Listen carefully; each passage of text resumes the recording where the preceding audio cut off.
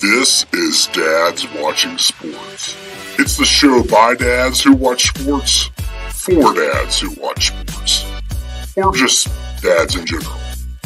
Here are the dads with a plan for every hashtag dad life and sports fan, Kyle Castles and Michael Draper. Ladies and gentlemen, boys and girls, children of all ages, this is 90 Generation X. These are the dads who watch sports. He is Kyle Castles. I am simply Michael Draper, and welcome to the program. We're broadcasting live as we do each and every week. And Kyle, we are on the Dads Watching Sports Facebook page, broadcasting live right now. We're on the Dads Watching Sports YouTube channel. So if you're checking us out on YouTube, welcome. Hello, YouTube. And we're doing a live stream on our Twitter feed tonight. Just wanted to change it up a little bit. So very nice. This is all dads all the time on Dads Watching Sports, but we are always proud to be a part of the Off the Ball Network. And as I believe I read earlier today on Twitter, Kyle, we are approaching tomorrow the 1 year anniversary of the Off the Ball Network coming into being. So congratulations to Chris and Mo and Jeff and all the guys there with Off the Ball Network. They do a tremendous job. If you haven't checked them out yet, anywhere you go on social media, it's just at Off the Ball Network. And they do great stuff with content, both podcasts, shows, right air content. We've had a lot of those guys on our shows over the course of the past year. And so congratulations to them on a year of great effort, and we're just proud to be glad to be part of it, you know. Yeah, hey, Off the Ball Network has been wonderful to us, wonderful for us. Yeah, and we're just excited to be here, and hopefully we bring something, to the Off the Ball table as much as they bring to us. Exactly. I think if you follow some of the other shows and content, I think we're definitely a little different than any other show in the fact that we don't focus completely on sports, and they're getting in the nitty gritty, man. I mean, they're doing during the NBA draft last week, they were doing like mock drafts and basically doing like almost pick by pick breakdown, which is awesome. I just don't have the time or the energy or the effort to do that, but they are awesome at it. And so, hopefully we bring a little different flavor to the network as we like to do that. John Atkinson jumping in. John was a staff member of mine at the YMCA in Texas. And John says, cool, Michael, had no idea you were doing this. Congratulations. Well, thank you, John. I appreciate it. It's good to hear from you. John, I know you sent me a Facebook message the other day, man. I got to get back to you on that. But Kyle, we are, it's Sunday, August 8th. We're not in October yet. We're still in August. And Kyle, we're nearing, if not already at the end of summer. We're going to talk about the Summer Olympics here in just a second, but you, obviously everybody knows most notably for playing college football, but kind of part two is high school teacher. Yes. So you are back in the building for high school. So I thought, you know what? And I know this wasn't on our rundown, so I'm springing this on you, but first off, I wanted to ask you, how was day one? And then secondly, what was your, or if you haven't done it yet, what is going to be your kind of start of school message to those young, impressionable kids that you will be leading through life over the next couple of months? So first day went by in a hurry. Where we're at, and you'll learn this next year. Well, actually you won't, because Emma will be starting kindergarten next year, if I remember what y'all told me, right? Yeah, she's actually in kindergarten right now at a preschool, but we will have the option to either redo kindergarten at a elementary school or go to first grade. So we're going to see how this year plays out.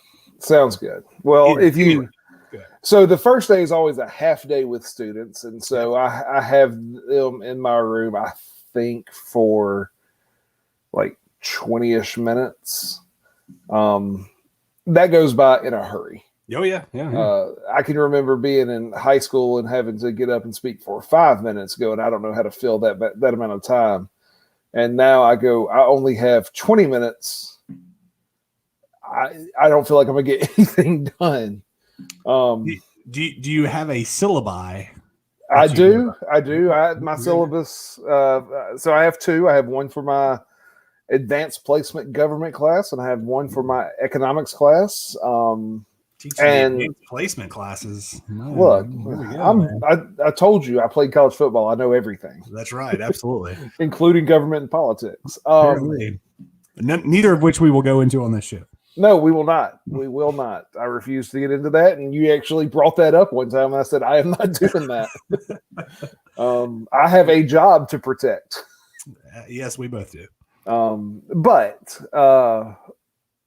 it's always, the first day is always fun. It was actually, I was really excited about this one in particular, just because there's no masks and it feels like a little bit back to normalcy. But as we all know, like that back to normalcy is about to get cut short.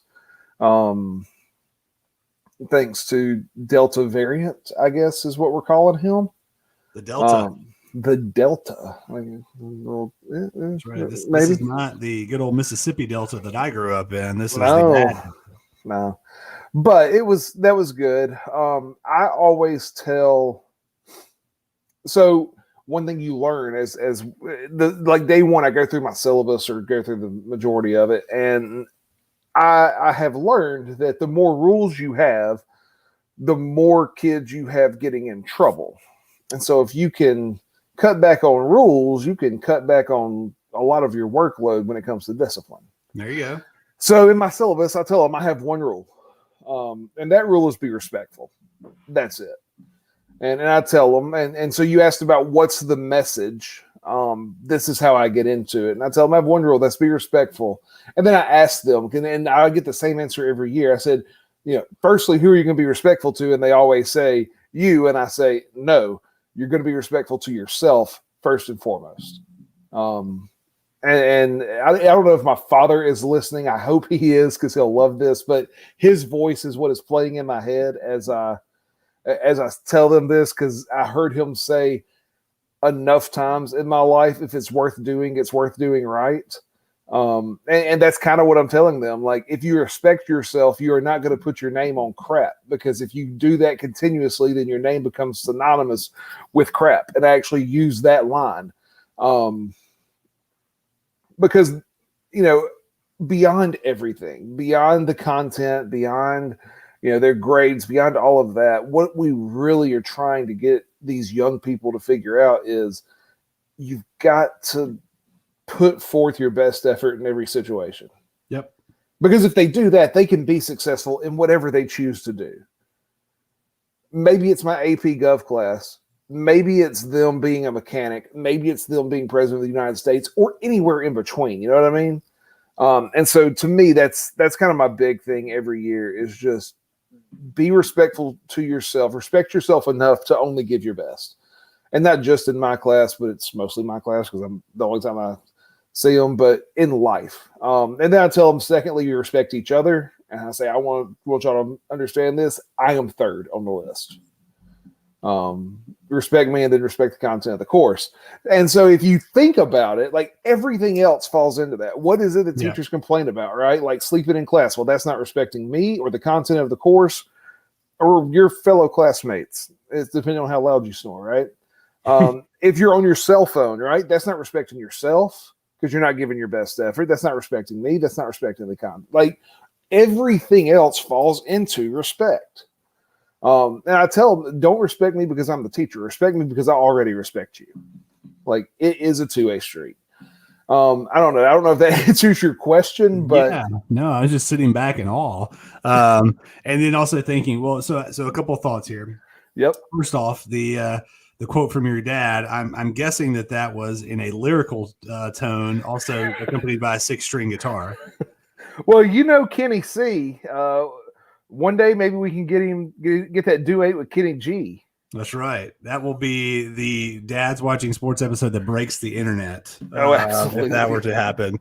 And then secondly, so everything that you just mentioned, I feel like is completely and should be, and I would imagine will be applicable to children as well, because of course we want our children to not only respect us and respect, the things that we're going through as a family, but respect themselves in every aspect of their life. Yes. That's the most important thing. So that's good, man. I was sitting here taking notes. I'm going to use that in a couple of years with the kids as they're growing older.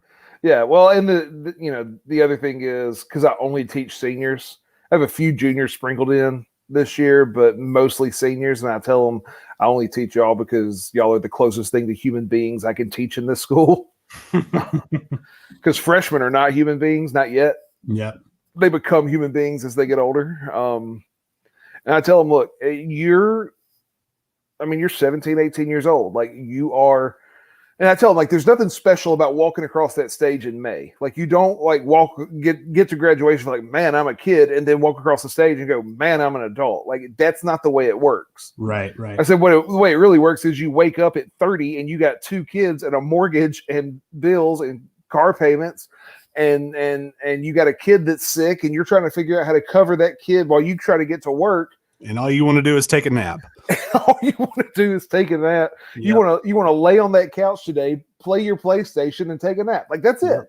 No and doubt. Completely veg out with a family-sized bag of Doritos and kill it in a day.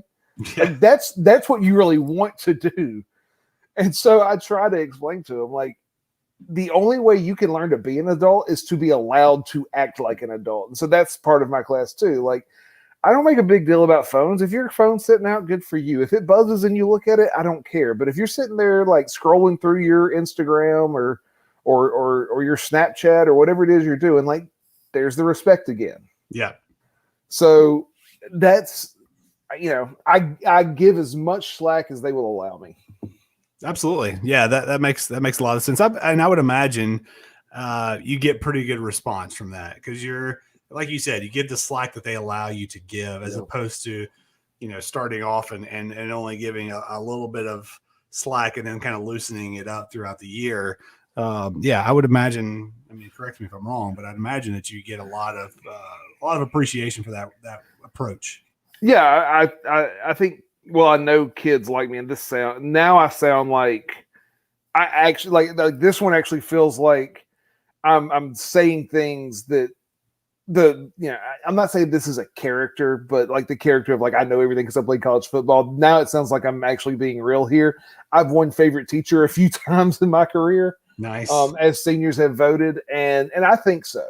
Like, I think kids like me, your friend John actually posted something about working towards something. I really think this matters. And I think this can be brought in with your own kids.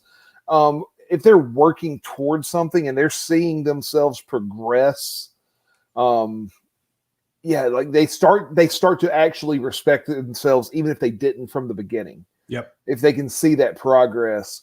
And so that's a big thing. And so when you start to give them that opportunity to be adults, and they can work towards what they think is an adult. And, really what they're going to find out is none of us have any clue what's going on. We're just all faking it. Yeah. Right? Yeah, it's all smoke and mirrors. It's kind of the same thing with kids. Like, I got Wrigley in something called Trail Life that only goes through during the school year, but it's essentially like Boy Scouts without all of the other stuff that goes into Boy Scouts, right? Yep.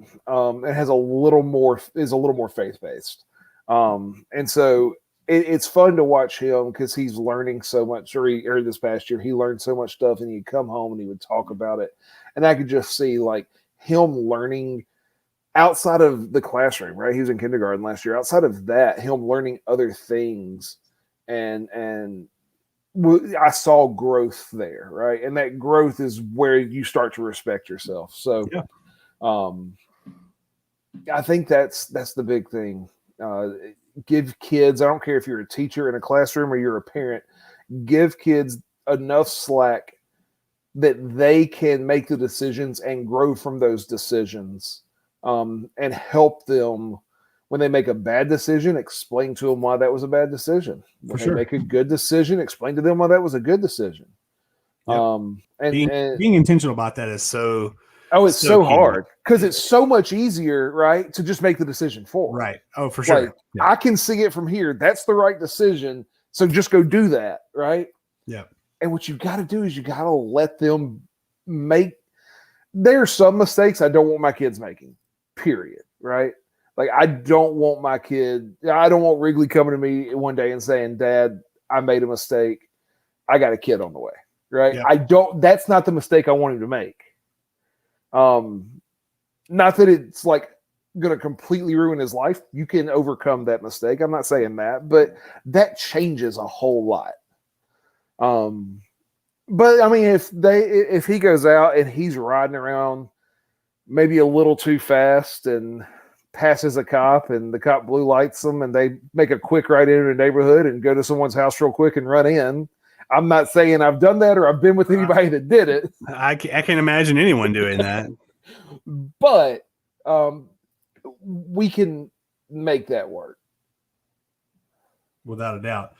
Well, that's awesome, man. Thanks for sharing all that stuff. And again, that's completely applicable to kids in your classroom that are 17, 18 years old and our kids that are, 6, 4, 3, 2, and 1 or whatever. And as they're growing up through life. And that's definitely applicable to all stages. Kyle, we got a busy show tonight. We've had a busy couple of weeks on the show. Really awesome show last week. If you haven't checked it out yet, Brent Doherty of 104.5 The Zone, he hosts the 3HL show Monday through Friday here in Nashville. Came on and talked to us about dad life, about the SEC, about expansion and conference realignment and Texas and Oklahoma.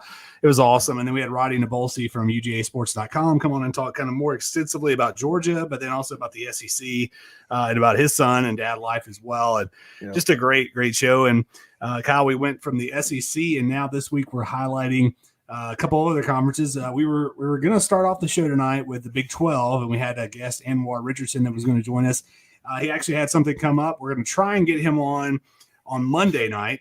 And so I'm waiting to hear from him to confirm that. If we do, we're going to do a part 2 of tonight's episode. So you'll actually have 2 parts to the episode to download. If not, we'll bump him to next week and we'll get Anwar on. But we will be joined tonight by Jay Stevens. So Jay hosts the Jay Stevens podcast and also hosts the Locked On Buckeyes podcast, which is part of the Locked On Podcast Network. And Jay covers obviously the Ohio State Buckeyes. He was at Big Ten Media Days. He does some network contributing for the Off the Ball Network as well. Mm-hmm. So we're going to talk some Big Ten football. So John Atkinson, if you're still out there, I know you're a big Huskers guy. We'll talk some Big Ten, maybe ask a question or two about your Huskers. So if you stay on with us, John, we'll be joined by Jay in a little bit, and you can ask Jay a question about how the Huskers are going to do this year in college football. But Kyle, before we bring Jay on here in just the next little bit, I wanted to spend the rest of the opening segment just kind of talking about the Olympics. We're in the day of the closing ceremonies. It's been a quick couple of weeks there over in Tokyo as the USA did their thing as they do all the time and really kind of racked up. But it was a different feel. No family members there of athletes unless they happen to be on the coaching staff of their respective competition. It was really kind of cool to see, the families watching via Zoom or via telecast, and then they would link them up with like Microsoft Teams and to get those interactions. Mm-hmm. But it wasn't the same of, a kid wins a gold medal and looks up in the stands and mom and dad are there and everybody's just crying and everything. But still, we'll get into some highlights in just a second, but just overall thoughts on the Olympics. Did you check it out much? Did you get a chance to watch a lot of it? I feel like I did what most people that I've talked to did. I watched at night. Yeah. When, we could stream whatever show we're watching at the moment, but we could watch the Olympics. So I'll turn it on, and Lauren and I would have conversations about what's going on in the Olympics. So I didn't watch anything religiously. It wasn't like must-see TV. It was just like, hey, let's throw this on because it's the Olympics. Let's see how it's going. You always want to see, Team USA in whatever sport it was do something good and win a medal or a gold, right? And we did that well. I mean, more golds than any other country, more silvers than any other country, more bronze than any other country, which means we have more medals than any other country. We did our thing. That's what we do. That's right. But USA. Jim Duggan would be proud. That's all I'm going to say. Oh, without a doubt. He'd have his flag here, his 2x4 here. Exactly. He's going to town, man. But yeah, I mean, it's the Olympics. You watch it. I don't know. I felt like it wasn't must-see TV. I remember when Michael Phelps was racing a few years ago, that was something I was always, I was keeping up with. When does the Michael Phelps race start? Yeah. Do you think it's because of the time frame and like it being essentially happening overnight, and then when we were watching some of the stuff the next day, it's all recorded? And I mean, I know some of the U.S. events were early mornings. If it was early morning in Tokyo on a Monday, we were watching that on Sunday evening here. Yeah. But obviously there was a lot that was pre-recorded, and then we already knew the results, but they were airing it kind of during prime time and throughout the rest of the day. Do you think that contributed into it, or is it just like you mentioned, there wasn't that just like must-see TV athlete that everybody's looking to see what they do? Yeah, I mean, I think that played a part in it, but I think a lot of people, out, for instance, I was out to eat with somebody, I guess maybe a couple weeks ago, and one of the U.S. women's soccer games was on, and I happened to mention to that person, "Oh, it looks like they're going to PKs," thinking it was a live game, and somebody pointing out, "Hey, this is recorded. Team USA wins." Oh man, what a jerk! I know. Right? I can't believe anybody do that. So I think that played a part in it, but the one name you heard going into this Olympiad was Simone Biles. Right. And I'm assuming we're going to talk about her more here in a minute, so I won't get into, how I feel about that. But I mean, with her pulling out, like that was the name that America had heard for, a year. Like it's Simone, it was Simone Biles' moment to just come in and plant her flag in gymnastics and say, "This is my sport, and I will be synonymous with gymnastics for the rest of time." And she had to pull out for reasons. I think that plays a part in it too. What do you think? I think so. I mean, I with that particular point there, I think she had already done that. I mean, she's already the greatest Oh, I agree. The most accomplished gymnast of all time. So I think she'd already done that. But she was Katie Ledecky, a few other people that were on the U.S. team were kind of those like big stars that were going to drive some of the highlights, I guess you could say. So speaking of highlights, I just listed a handful here of just stuff that really kind of stood out to me or that I really enjoyed watching. I don't know if you happen to see I forgot the actual weight class, but it was the wrestling gold medal match. It was just like a day or two ago. Wasn't it the heavyweight? Are you talking about the pin right at the end? Yes. Yeah, so Caleb Stevenson, with literally less than a second left on the clock, gets the pin, gets 2 points, catapults the huge upset. I think this was his first Olympics. He's 21 years old, 20 or 21 years old, and gets the gold medal. And then really the guy he beat, I can't remember where he was from, but it was kind of the end of his kind of Olympic career, and you can see it on his face. He was just devastated. But that was a really cool moment. Not only, I would imagine, I don't watch a whole lot of Greco-Roman wrestling, but I would imagine you don't get a whole lot of buzzer beaters in that sport.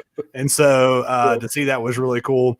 We talked about swimming a little bit when I mentioned Katie Ledecky, but Caleb Dressel just dominated for the U.S. Just everything he was in was just dominant performance, and it was good to see. I feel like swimming, track and field, and gymnastics are kind of those are the three big ones for the U.S. in terms of viewership and people that care about it. And he kind of continued to carry that flag for the U.S. I want to just throw something out. He's 24. In I think we're going back to get back on schedule. We're going again in 2024, right? So 3 years. He'll be 27.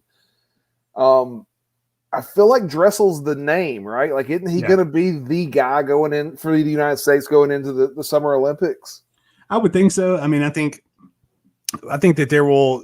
I don't know what really will happen with the gymnastics team and kind of see and honestly, I'll talk about this. In Allison Felix from the women's track and field. She's retiring from the Olympics after this year, but my guess is he's probably the name. But I guess we'll wait and see. Cal, did you see the 14-year-old Chinese diver?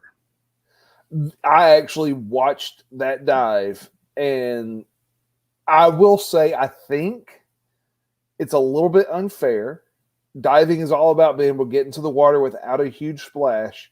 She looked like she was about 3'1" and weighed about 42 pounds. Yeah, I was gonna say I don't know that she'd ever eaten anything like a cheeseburger or anything in her life. And that's what Suzanne was like. How does she not make a splash? I was like, I'm not going to get into too much, but my guess is she's not allowed to eat a whole lot. And she doesn't make a splash. But I mean, to do all those things, and she was in perfect alignment. She was. And 14 years old. Can you imagine at 14? I mean, I couldn't even imagine it at 36, much less being 14 and being on that stage with all that pressure. And just being perfect. And being absolutely, I mean, literally perfect. Yeah. You got the perfect score. Yeah. Was really cool.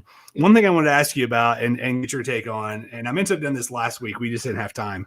The high jump, the men's high jump. Qatar and Italy had two guys that they both went, and I can't remember the exact level that they got to, but they both eclipsed, like, let's just say 7'6".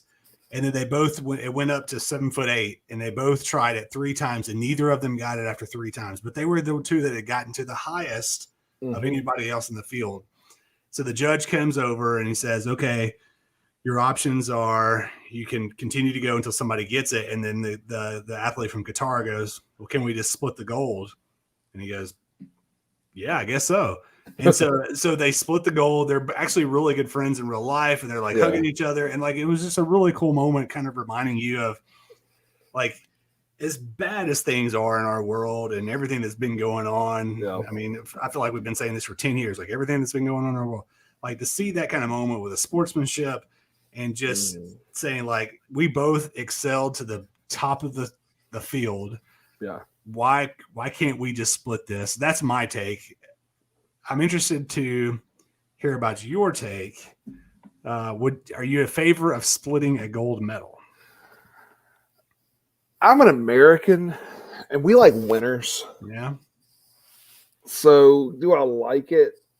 I mean, this sounds bad, and I get it, but no, not really. Okay. I want a winner. I want to, like, we're Americans. We like winners. So, like, we take college football and we had 2 polls and we had 2 national champions sometimes. And, like, that could have been good enough, but we weren't okay with that. So we went BCS, and we still didn't like that because we didn't feel like it was clear cut. You need to do it on the field. So we went to a 14 playoff, and let's be honest, we're about to hit 12. You know what I mean? Like, yeah. Sure, like, it's great for sportsmanship, but as far as give me a winner. Just give me a winner. I don't care if they did something different. Like, hey, neither one of y'all are going to hit 7'8". You both hit 7'6". So we're going to have somebody hold the bar. We're going to have 2 people hold the bar right in between 7'8" and 7'6". We'll call it 7'7". And just keep going. Just keep going. Just keep going. Well, they didn't. They split the gold. They both got it, and it was, for me, it was kind of cool. I mean, again, they were both friends to share that moment. I mean, I can imagine winning a gold medal, but then also doing it with your buddy. I think that's pretty cool. Any other highlights from you for the Olympics before we get out of here for a break? Well, I think the biggest story was Simone, at least in America, was Simone Biles pulling out due to mental health concerns, and I think that is admirable. For sure. That should be something that is celebrated because, quite frankly, there is not enough talk about mental health and the importance of it.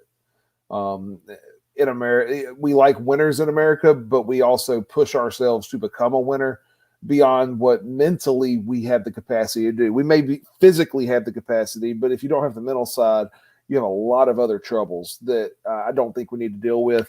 And the one conversation Lauren and I both had, and your friend John again said something about women's volleyball. Let's talk about beach volleyball, and I think it was women's handball or something. There was a lot of talk about why do these women have to go out and play these games in such revealing outfits when their male counterparts, I mean, even gymnastics, when their male counterparts are much more covered. I think there's a big conversation to be had there. Maybe next time we have a female guest, we could have that conversation. I don't know, but absolutely. That was a big conversation in my house. Yeah. Yeah. It's interesting. I know we didn't talk about that when it comes to the Olympics. We, oddly enough, and this goes to tell you about just how we'll watch any kind of sport that's on TV. When the University of Kentucky women's team won the national championship in volleyball a couple months ago, we were up at the lake and we were watching the national championship, and my wife said something. She was like, I mean, do they have to wear, the shorts there where their butt cheeks are literally hanging out? And I was like, I mean, I don't know. I don't know the answer to that. Like, I don't know if that's like a required uniform. It is a required uniform. Yeah. And I just don't understand it. Yeah. Yeah. I don't know. That is a good question. I don't think it's one that we should answer, but definitely bring on a female to get that for sure. Yep. Because, we can't speak on that behalf, at least right now. And John was talking about indoor volleyball. Yes, we did. USA swept Brazil, a pretty big upset in beach or in indoor volleyball to get the gold. One last thing on the Olympics, and then we got to go to break because we're going to bring on Jay Stevens in just a second. Kyle, you mentioned handball. Yeah. So, I watched a majority, I at least caught a little bit of every Olympic sport, I think. I think I got about a little bit of everything.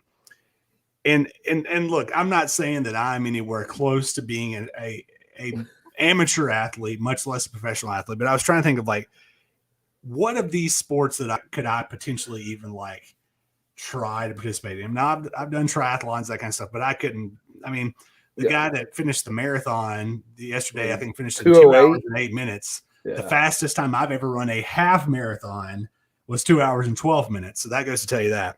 But handball is something that I'm like, man, I think I could play some handball. What's your thoughts on handball? I'll be honest, I didn't even watch it, so I don't know. It's like a mix of like soccer, rugby, but you're indoors, and it's like it's awesome. I'm all in on some team handball. And even Mike Tirico was like, I mean, come on, USA, we got to get a men's handball team. And I was like, hey, right here, I'm in. Let's go. Where's the signups? I love it. I thought it was awesome. So, all right, power walking. I could power walk. There you go. No doubt. Or you could ride one of those little horses that does the little walking horses. That was interesting. Yeah. Well, we're going to go to break. When we come back, as I mentioned, we're going to be joined by Jay Stevens of the Jay Stevens podcast and Locked On Buckeyes podcast to talk some Big Ten football. He was at Big Ten Media Day, so we're going to come back after the break, and we'll be with Jay right after the break on Dad's Watching Sports. Big news in the Dad's Watching Sports podcasting world. You've heard us mention it on the show already. We are now part of the Off the Ball Podcast Network. We're super excited to be joining the team of great shows, hopefully adding a little dad flavor to the mix. You can check out Off the Ball Podcast and Off the Ball Network on all your social media sites. Just search Off the Ball Network. And while you're there, give them a like and a follow. You won't regret it.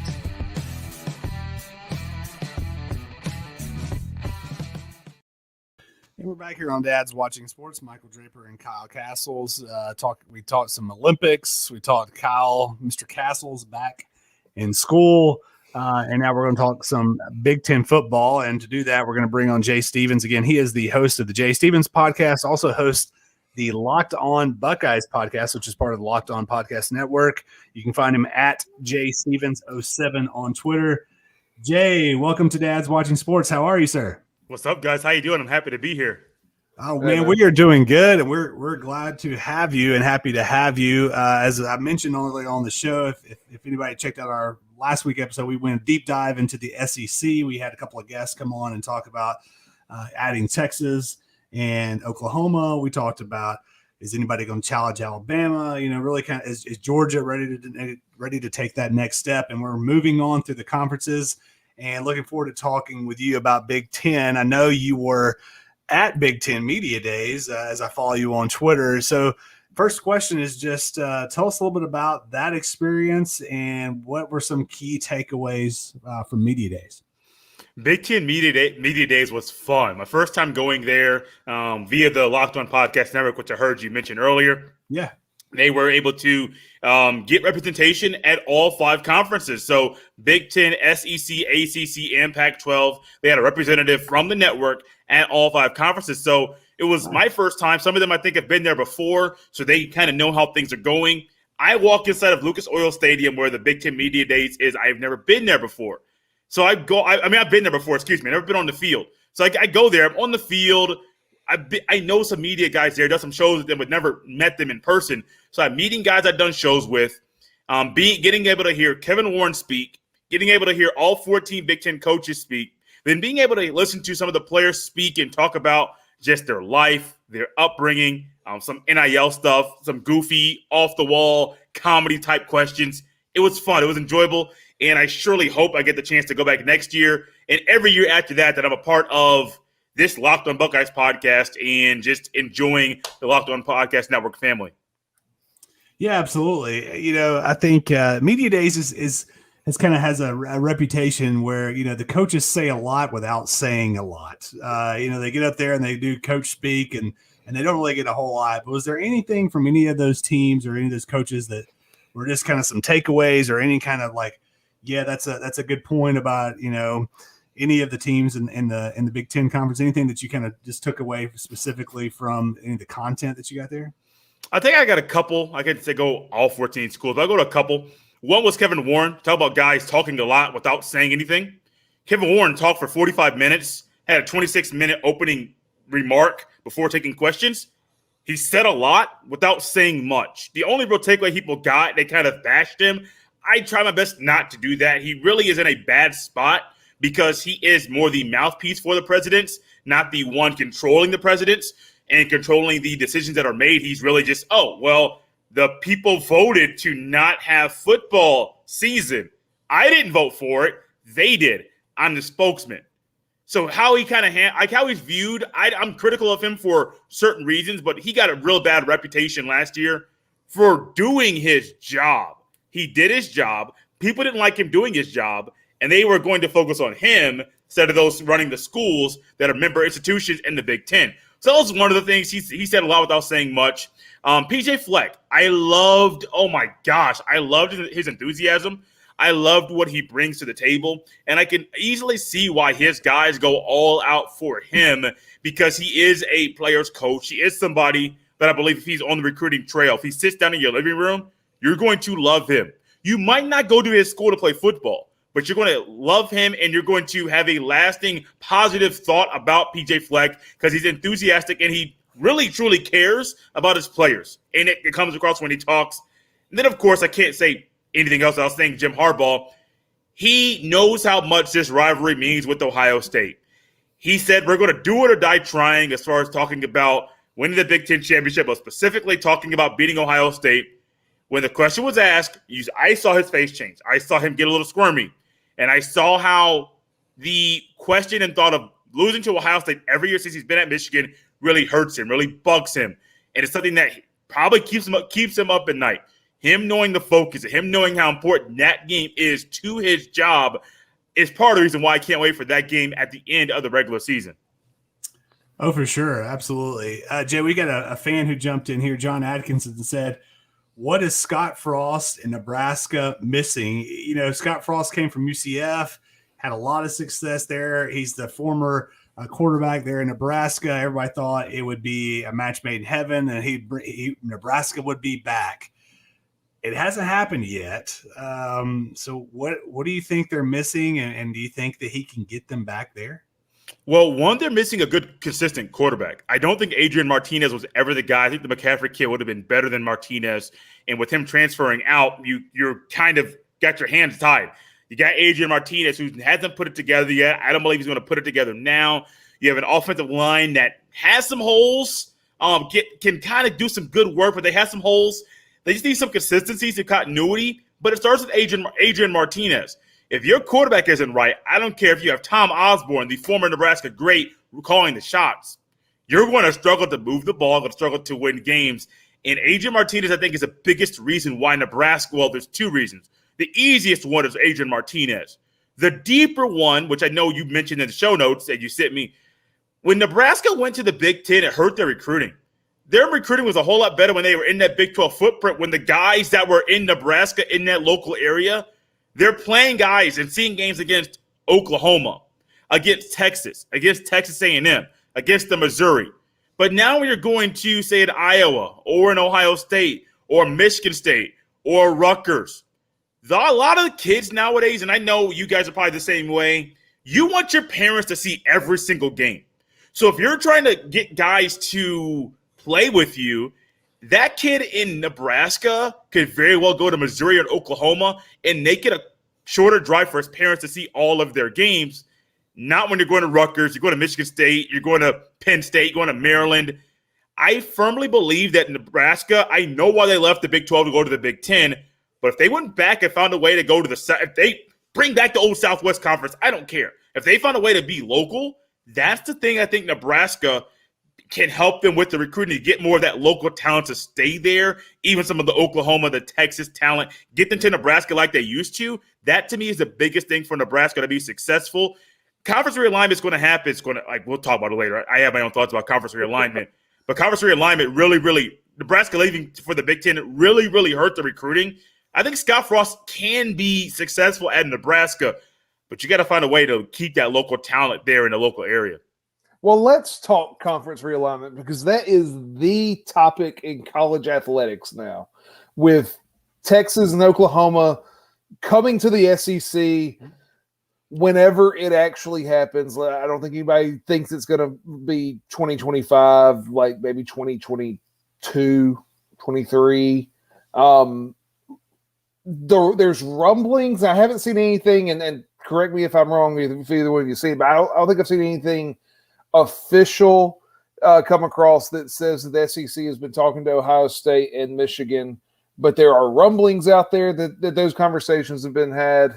The SEC talking to Clemson and Florida State. Again, I haven't seen anything official, but there are rumblings. I'm going to you said you had thoughts. So, Jay, the floor is yours. Conference realignment, have at it. It's going to happen. This isn't the first time, not the last time. You're going to see a conference or two fold. Won't be the last time. You're probably going to see down the road, not now, but down the road, the 4 super conferences, 4 16-team conferences where the Power 5 schools break off from the group of 5 schools and form their own different region division. Group of 5 will hate it because they're going to lose money. The Powers will like it because they're going to get a lot more money. TV rights will be crazy high, but the contracts will be crazy, like stupid money. At these networks will be paying to get the rights to those games. But this has been going on for quite a while, and I know people have been talking about the 1984 lawsuit. I think it was Georgia and another school went to the NCAA saying, "How can you dictate what games are on TV every single week?" When we have there's so many games around the country, you're going to dictate what's there and what schools get the money. The power of the dollar, it's there. It's crazy. It's also kind of scary because something else you mentioned on our show notes, we'll talk about that later. I know I keep thinking ahead, but the power of the dollar is kind of dominating so much of what's going on. And at some point, the decision makers, it's going to come back. I firmly believe it's going to come back to bite them, because they're going to realize we have gone so far away from what made college football great that we're just using the dollar to motivate us in every single aspect. The tradition, I'm not going the whole Kirk Herbstreit aspect, but I do think the tradition in college football, this isn't the first time. They've been going away from tradition in college football for a very, very, very long time. And this is kind of what's culminating, and we're seeing it now. The Big Ten, Ohio State stuff, the Clemson, the Florida State, the Michigan, I don't know if they're going to go to the SEC. I don't see Ohio State going. I don't see Michigan going.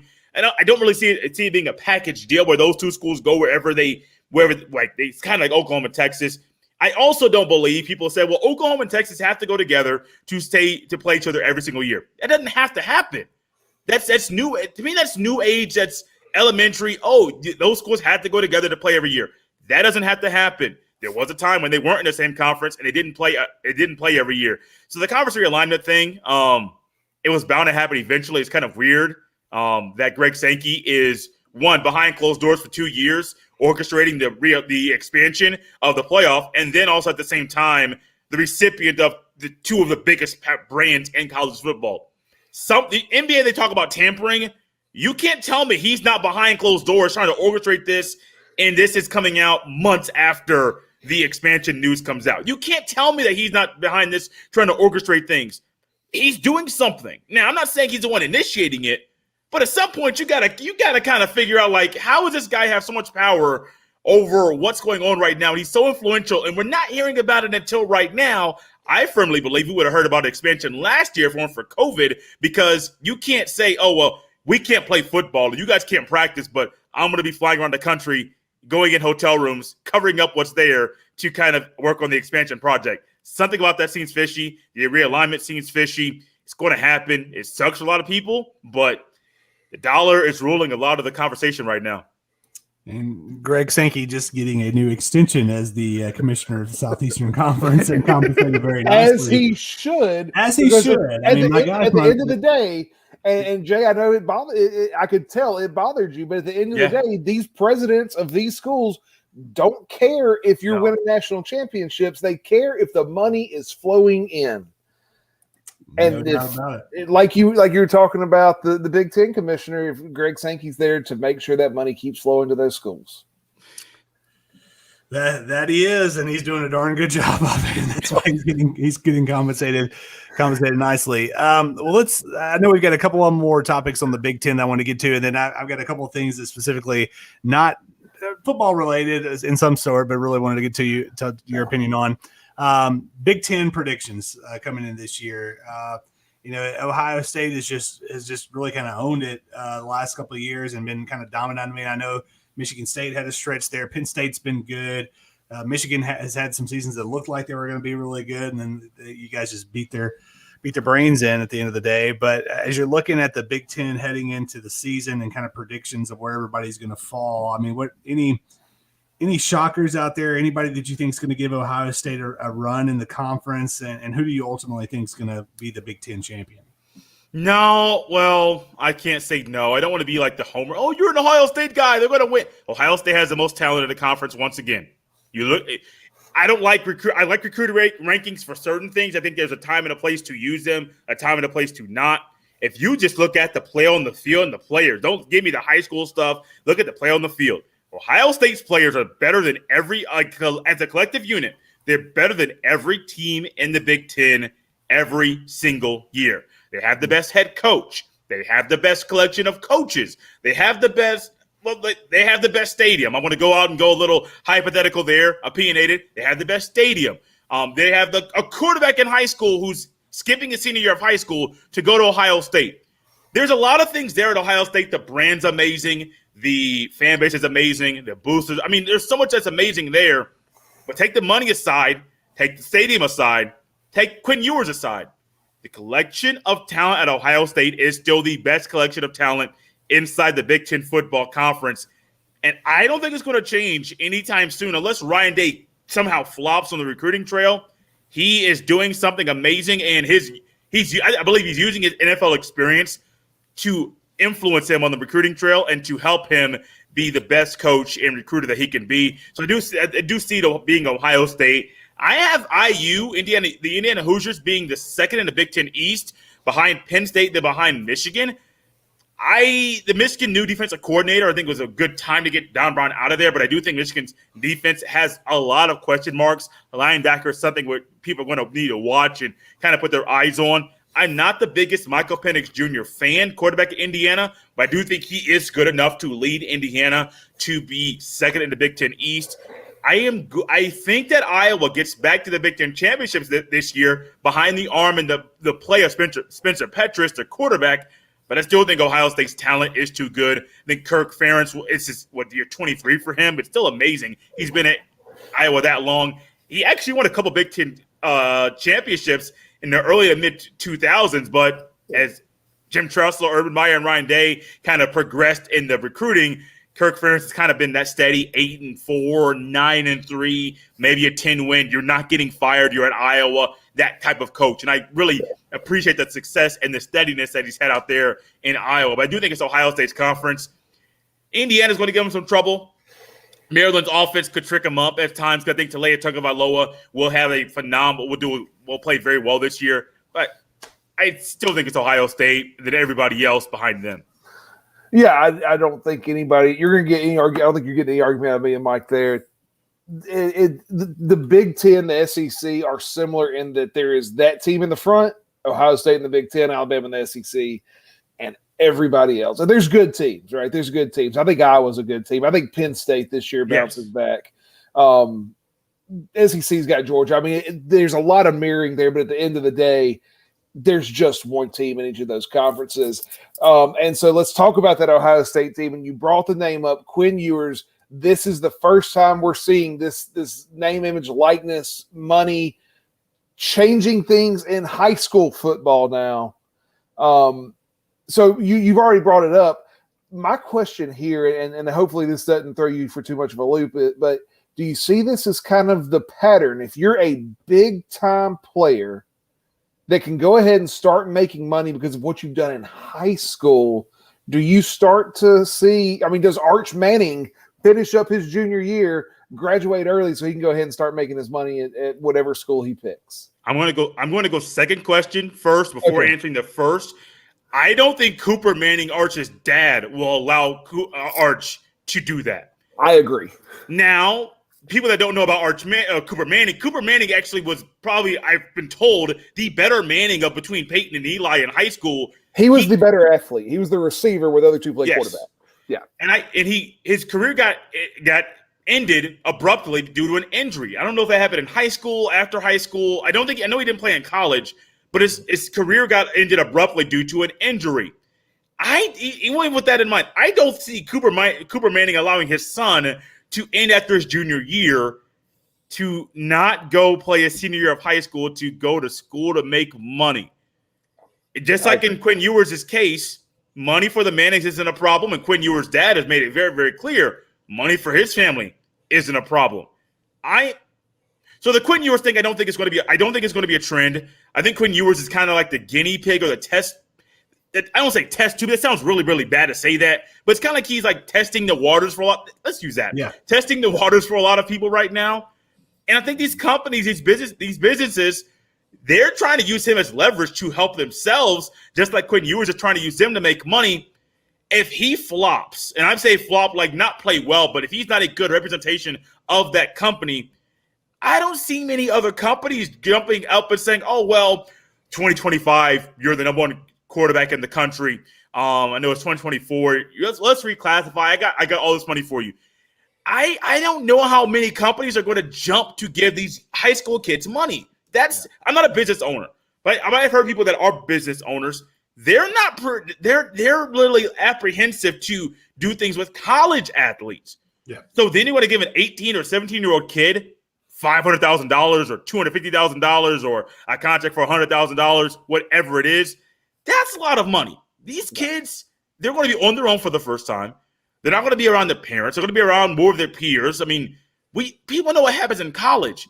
One wrong move, that's your company that he's representing, and you have to answer for it. So I don't think it's going to be a trend. I do know in high school basketball, there's a couple guys that just reclassified, may go to Michigan State, may go to the G League. Money is the main motivator there. Yep. I know you didn't ask me this, I'm going to go ahead and say it now. I'm not a fan of the Quinn Ewers move at all. I prefer for him to stay in school. I'm also a guy that even before, I don't like so much the prep school route the high school basketball players go to. I think there's a time for that. But if you're going to leave your junior year of high school and then go to prep school your senior year, I'm not a fan of that either. I think that you're running into a slippery slope where you're just like the conferences we talked about, conference realignment. When you allow that conference with the money to dictate your decision making, it kind of clouds things when the money isn't there, because the money may not always be there. When the money isn't there, what decision do you make? You're in a kind of a tough spot. A lot of people, they don't have the money at times, so they learn how to get through it. So you'll have money, then they don't have money, then they learn how to get through it. If you're a youngster, stay in school, high school, finish your senior year. Quinn Ewers just lost a chance last year to play in he lost the state championship game last year. So you're not going to go out and try to win it this year.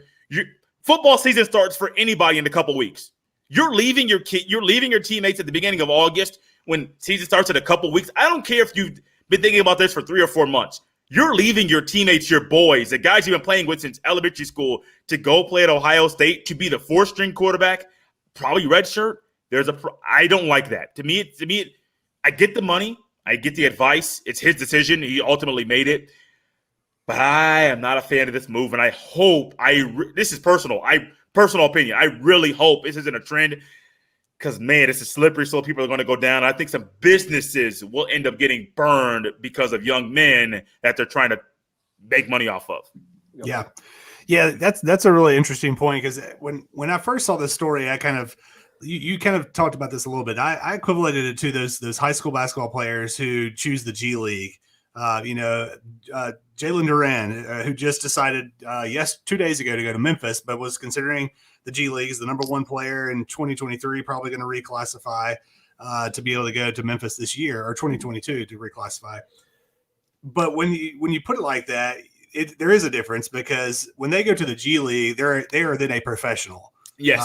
And so they may be attached to a brand, but they're a professional at that point. Yes. Whereas here, he's going to college. He's representing the Ohio State University, and then all those brands that could potentially pick him up as well as a 17-year-old kid. Mm-hmm. So yeah, it's interesting, and I kind of agree with you. I don't know that this is going to be much of a trend. I think it's kind of like the G League thing. There might be, one or two players every year that look at this, and maybe one decides to do it. But we'll see. We'll see if that ends up happening or not. So Matt Kirk chimes in, says "Woo pig." So Matt is a big Arkansas fan, and then also follows it up with "It's the Little 10, not the Big 10."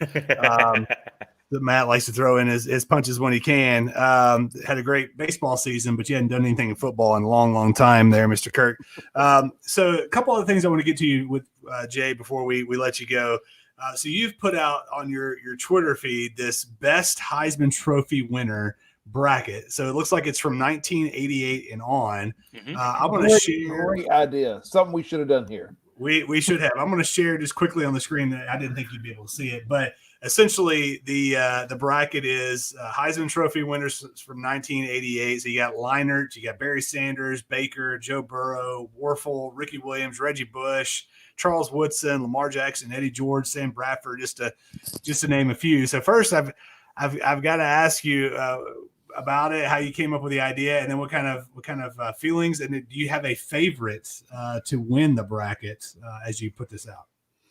So the bracket came, it was the second bracket I've done in back-to-back months. In July, I did one best college football player since the year 2000. I wanted to the bracket has 32 slots.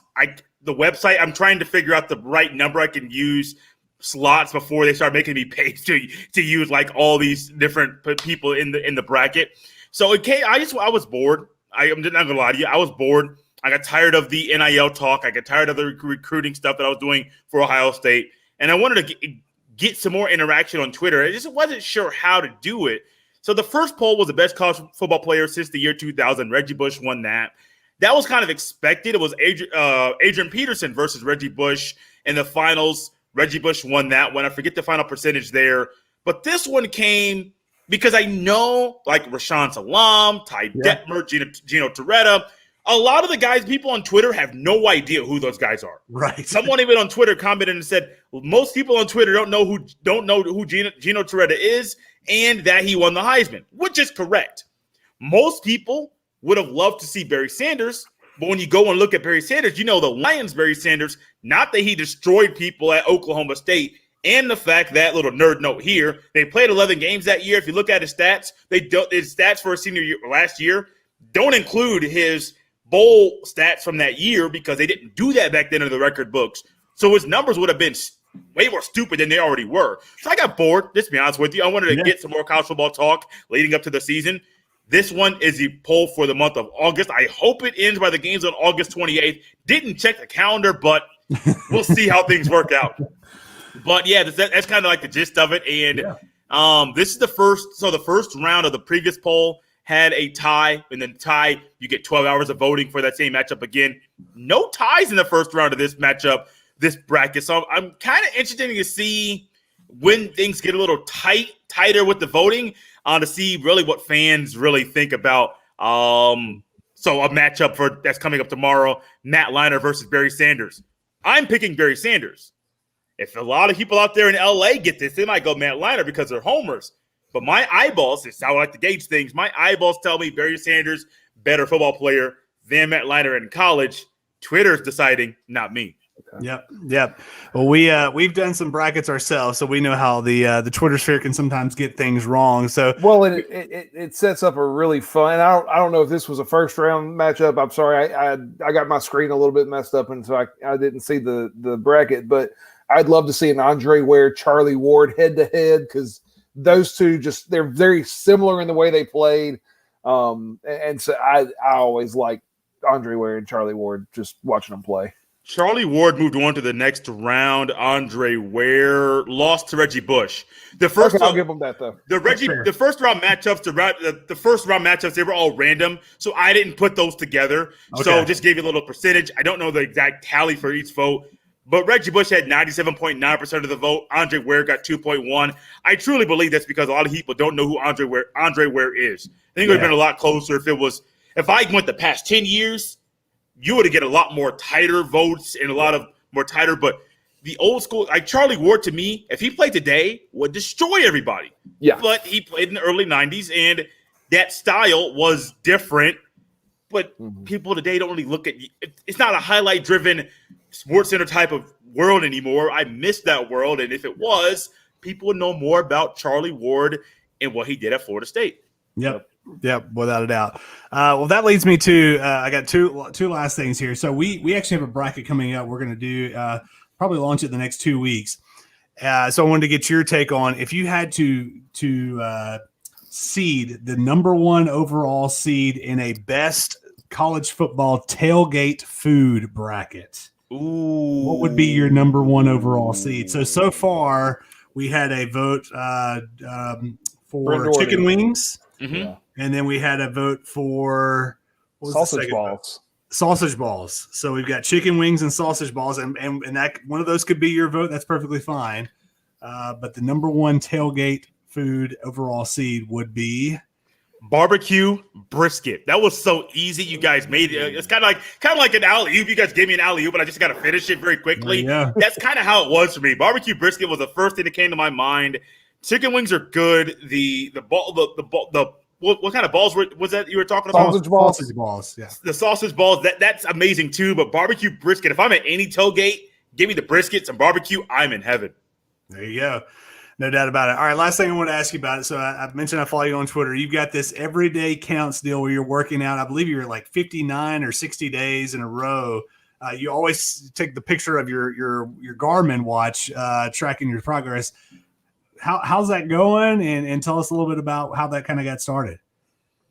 So it got started because a few months ago, I started to get a little bit more active. Had some bad eating habits that crept back up. I used to be in really good shape, and then some health things happened. Then I went back to some old eating habits, and the weight started packing on. And I was like, man, I'm tired of this. Like, I'm tired of being the bigger guy. I can move pretty well, but I'm tired of just being that guy that's bigger. I got to do something, and I wanted to shock my body. Now, you mentioned the everyday. I think the streak was like up to 58 or 59. My brother got married on Friday. This was not the plan. The plan was not to end the streak on the wedding. My work schedule was tight. I was exhausted. Didn't work out Friday. Didn't work out yesterday. And I've gone 3 days for the first time in over 2 months without touching a weight, anything. So the streak's going to start back tomorrow. So if you see a day one, it's just because I'm not trying to fabricate the numbers to make it seem like, oh, well, Jay's doing this. The original plan was, I heard you talk about running half marathons. I ran 4 half marathons in my lifetime. My plan is to stop the streak, the new streak that starts on Monday, whenever I run my next half marathon. Talked to someone at my brother's wedding who I knew who was a runner. They mentioned running a half marathon in November. I told that person, I'm going to tell you guys as well, I don't want to put my body through that type of training right now. I don't want to do that. I could and would finish it, be fine. I don't want to do that. So there's a couple races in Indianapolis where I live. One the second or third week of May. The other one's the first week of May, the biggest half marathon.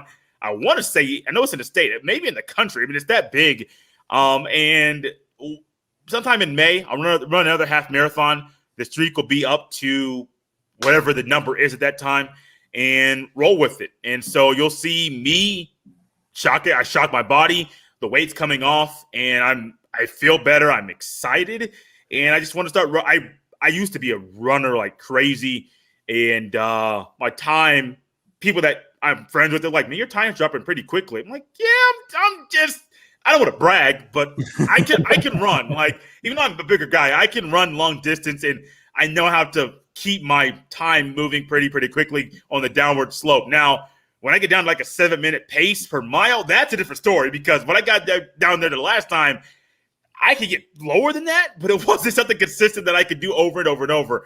So that's the plan. Run consistently. I'm probably going to run a 5K, another 5K, coming up September, October sometime. Just something I'll do. Maybe do one on Thanksgiving, and then really ramp it up next year to try to do one 5K every single month. Hitting the half marathon sometime in May to end the streak, but still continue running to see how I can push myself. I love competing. You guys, we love sports. I love competing. And so this allows me to compete against myself as well with others, which makes it fun. Absolutely. Well, we'll continue to check out the progress and everyday counting, starting back with day one. If you want to follow along, he's at jstevens07 on Twitter. Again, Jay Stevens, host of the Jay Stevens podcast and Locked On Buckeyes podcast as well. Jay, thanks, man. Thanks for coming on and chatting Big Ten football with us. We enjoyed it. Thanks, guys. This was a lot of fun. All right. We will we'll let you go, and we will go to a break. And when we come back, Kyle, we're going to finish up the show with some additional football talk. We'll be right back here on Dad's Watching Sports. Coming up next week on Dad's Watching Sports, it's episode 77. We've gone through the SEC, the Big Ten, the Big 12, and now we're turning our attention to the ACC and the Pac-12 conferences, as we'll preview college football for those conferences as well. We're going to have Andy Bitter. He's the Virginia Tech football beat writer for The Athletic. He'll join us to talk ACC football, and we'll talk some Pac-12 football as well. We'll see you next week on Dad's Watching Sports. Back here on Dad's Watching Sports, Michael Draper and Kyle Castles. We were just joined by Jay Stevens of the Jay Stevens podcast and the Locked On Buckeyes podcast, part of the Locked On Podcast Network. Jay talking all things Big Ten. Kyle, sounds like the Buckeyes are well on their way to another Big Ten championship season, competing for a playoff spot. Great to have Jay on. Yeah, he was great. A lot of knowledge there. I hope the listeners understand all of the knowledge he dropped there. That's better than most that can come on the show. So thanks a lot to Jay. Yeah, no doubt about it. So as I mentioned to start the show, we were hoping to have Anwar Richardson. He's with the Longhorn Sports Network and a couple other things that revolve around Texas athletics. He had something kind of come up last minute. So we're going to try and get him on this week for maybe a part 2 of this podcast, or we'll just bump him to next week and maybe do Big 12 and ACC, and then finish up maybe with the Pac-12 in a couple of weeks. But looking forward to have him on as well. He was excited. He literally, Kyle, sent me a text message with a picture of what it came up. He's like, man, I'm not blowing you guys off. Here it is. I promise I didn't want to miss. So we'll get him on next week or later on this week and talk through some Big 12 football. Kyle, we're going to finish up the show. I thought it'd be important to just discuss really quickly the passing of legendary coach from Florida State and a few other schools, one that you have a close tie to, Bobby Bowden, passed away from some health issues that had really come up in the last little bit. And unfortunately, he was not able to continue that fight and lived a long life, was a great coach. I mean, you always hear players talk about their coaches usually and it would just great in terms of endearment, but just kind of hearing some of these players that play for him, not only talking about him as a coach, but as a man and a father figure and, Christian and just everything that the guy stood for. Yeah. You hate to see it, but his legacy will live long on across not only college football, but in many other kind of walks of life. Yeah. Well, he was one of my coaching heroes. He was one that I kind of modeled myself after as much as I could. He was a man of God, and he was not ashamed of that. Yep. Dabo kind of filled that void a little bit there at Clemson. He always wanted the best for his players. He's got a book called Called to Coach, and if you are thinking about coaching or if you are a coach, and it's not just football, any type of coach, I would highly suggest that book to you. Just an amazing man. There's a statue of him. I played at Samford University. I think everybody knows that. Right outside of Seibert Stadium, there in Homewood, Alabama, is a statue of Bobby Bowden because he played and coached there back when it was Howard College. Yep. And he won there. He's won everywhere he's been. Just a great, amazing man. You know, most people, when they mention, you know, top college football coaches of all time, he's somewhere in that list. Obviously, I don't think he's in the upper echelon of coaches. If I remember, he won 2 national championships, 93 and 2000 or 99. But you look at, you think of coaches like Saban, Bayer, Paterno, Rockne, Jay mentioned Tom Osborne, Woody Hayes. Kind of where do you feel Bobby Bowden, at least right now, kind of fits in that? Is he on your Mount Rushmore of college football coaches? Yeah, and he's one of my coaching heroes. And when I was coaching, that was my guy, was Bobby. So I am biased, and I will admit that. I kind of made a top 5 here, and I said Nick Saban is number 1. He's won. You won't get an argument there. He's won more national titles at Alabama than Bayer did. Plus, he's got another one from LSU, and so Nick Saban is number 1, and Bayer is number 2. And I don't think many people would argue that. No. There's a lot of coaches, and to me, those 2 are the 2. And then there's everybody else. And that's where you can fit a Bobby Bowden, a Woody Hayes, a Newt Rockne, maybe a Joe Paterno, a Bo Schembechler, John Vaught, I think, and I know I'm a Mississippi State fan, but John Vaught, I think, could be in there. I think if Jimmy Johnson had stayed at the college level, he could have been there. Maybe Barry Switzer, too. Barry Switzer, yeah. But honestly, Tom Osborne's there, DK Royals there. I mean, there's a lot of names I could throw out, but to me, Bobby is 3. And I know I'm biased, so by all means, throw my opinion out if you want to. But Bobby's 3, Woody Hayes is 4, and then Newt Rockne is 5. Yeah, well, and it's I know Jimbo Fisher had some success there in Tallahassee, but I mean, really, you think about the Florida State. I mean, it's Bobby Bowden. There wasn't much of a program before him, and other than that 1 year with Jameis Winston, it really hasn't been much one without him. And so, well, our thoughts and prayers go out to his family. A couple of his sons coach. His son Terry Bowden was the coach of Auburn. And now he's coaching at UL Monroe, maybe? I think you're right there. Yeah, it took Auburn to an undefeated season in '94 and then get a chance to play for a national championship, which is still a rob, maybe the rob of the century. So, but anyways, just wanted to pass that along. Well, we are at the end of our show, and I know I put on here for us to talk some predictions ourselves in Big 12 and Big 10, but Kyle, since we didn't get our SEC predictions out on social media this last week, we will include that along with the Big 10 and Big 12 this week. I can promise you that will happen. It's had a busy week last week, man. But looking forward to next week talking some at least ACC, hopefully some ACC and Big 12, or maybe even some Pac-12 football with you as well as we kind of finish up this sprint to the finish, getting ready for college football season. Man, I'm excited.